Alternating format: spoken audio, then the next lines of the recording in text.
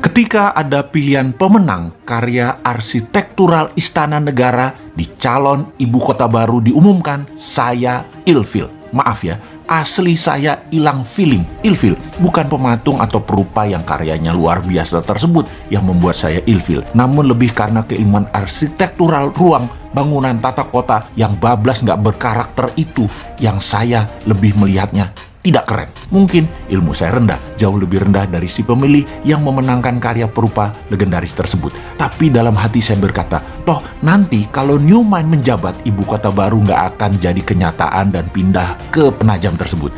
Terlalu mahal, tidak efisien, pemborosan, dan tidak berdampak dalam ekonomi makro dan mikro memindahkan pusat pemerintahan ke daerah baru yang virgin tersebut. Saking perawannya, sampai-sampai nggak ada sejarah napak tilas wilayah tersebut yang pas untuk storytelling ke anak cucu akan rencana ke depan pantas ibu kota pusat pemerintahan itu berada di lokasi Penajam tersebut. Kalaupun ada, perlu jangka yang sangat panjang. Bahkan banyak pengamat pertahanan yang berkomentar bahwa lokasi tersebut tidak memiliki kelayakan untuk dibuat ibu kota negara superpower. Menggeser pusat pemerintahan ke arah wilayah yang defenseless atau sulit dijaga karena banyak infrastruktur pertahanan dan keamanan yang belum siap membuat berbahaya ibu kota berada di lokasi tersebut. Jadi pastinya karya arsitektural tadi nggak akan dilanjutkan oleh New Mind kalau nanti berkuasa. Bener deh, kalau hanya membangun komplek perkantoran mungkin desain tadi masuk, namun membangun ibu kota, masa kayak membangun kota Alam Sutra, Serpong, BSD, Pantai Indah Kapuk, gitu sih modelnya. Membangun pusat pemerintahan itu membangun Wakandanya Black Panther. Sekali lagi, Black Panther ya, bukan Blackpink. Bener deh, kalau New Mind pusat pemerintahan tetap di utara Jakarta, bekas tanah reklamasi. Sekalian buat benteng laut utara Jakarta. 5.000 hektar itu New Wakanda. Full teknologi, full digital, paperless, kontrol satelit, telekomunikasi jalur baru, e-rupiah, digital aset, dan banyak lagi ke depannya yang dunia pemerintahan butuhkan. The real e-government. Masa membangun ibu kota di abad 21 kayak membangun properti perumahan gitu sih? Hanya casing doang.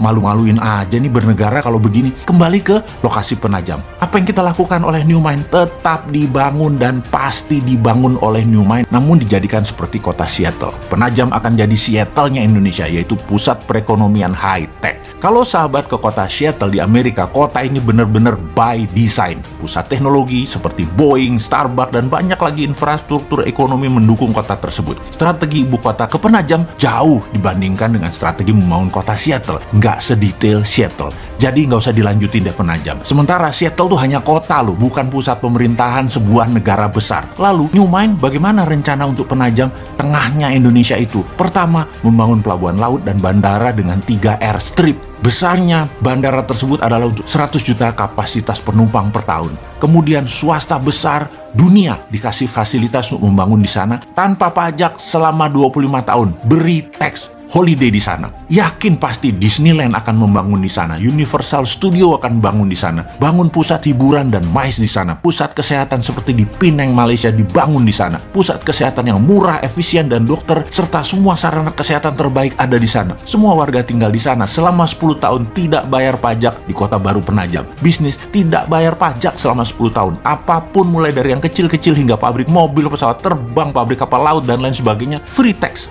Berlaku e-rupiah di Penajam dan pendanaan lewat SWF e-rupiah printing money di Penajam. 2.000 triliun dibanjiri di Penajam dengan e-rupiah setiap tahunnya selama 15 tahun ke depan. Yakin pasti 2 juta populasi akan pindah dalam 5 tahun ini dan 10 juta populasi akan ada di 25 tahun dari sekarang. Indonesia di tahun 2045, Penajam adalah darlingnya Indonesia. Kemudian pusat pemerintahan di Pulau Reklamasi yang sekaligus membangun Great Giant Wall, dam laut untuk menahan banjir Jakarta, serta pertahanan laut utara pusat pemerintahan tersebut. Di sana adalah e-government pertama di dunia dan e-rupiah pendanaannya. Aduh, jadi kangen masa depan. 2024 kok masih jauh ya?